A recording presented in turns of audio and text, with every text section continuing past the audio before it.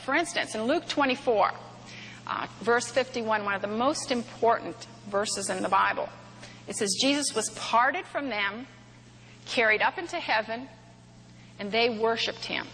Okay, so we have him going up, and we have the people down there worshiping him. In other words, he must have been God, because the commandment says, worship God only. Okay, in the new versions, it merely says he parted from them. We have the Mormon theology that he went to America, took a boat.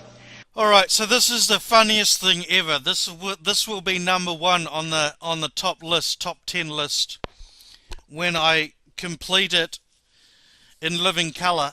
Just want to read the intro to the Book of Mormon. An account of Lehi and his wife Sariah and his 4 sons being called, beginning at the eldest, Laman, Lemuel, Sam, Nephi.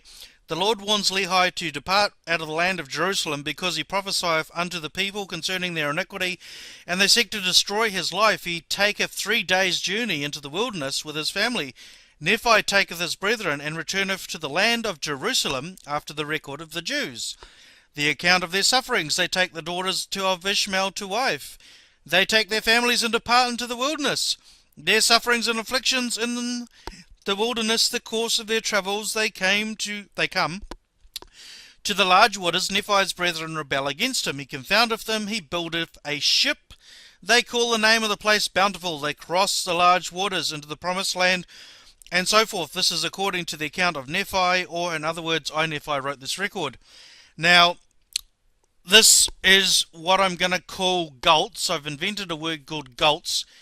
When she researches cults, sects, groups, whatever you want to call them, who have specific beliefs that are not nominal Christian beliefs, she takes them, their normal writings, their teachings, etc. But then she creates a fictitious, bogus version of Jesus Christ and adds it to her fictitious, bogus version of the Mormon belief system, and puts this bogus, fictitious Christ in the boat with Nephi and his travels to North America. It's just ridiculous. I mean, when you're researching people's lives or beliefs or anything, don't do any real research. Make up bogus, incoherent nonsense and promote that to your audience.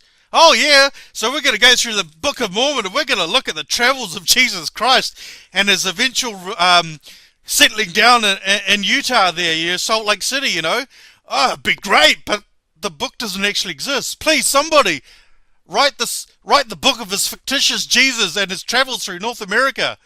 Please! Next point. Sorry, I nearly forgot to debunk that one. From verse 51, while he was blessing them, he left them and was taken up into heaven. That's out of the NIV and the New King James. So it isn't missing at all. So her bogus, fictitious point is bogus nonsense. Then they worshipped him and returned to Jerusalem with great joy, and they stayed continually at the temple praising God. So nothing's been removed, but it makes a great fiction about Jesus traveling to America. I can't wait to read the book on that one. Next point.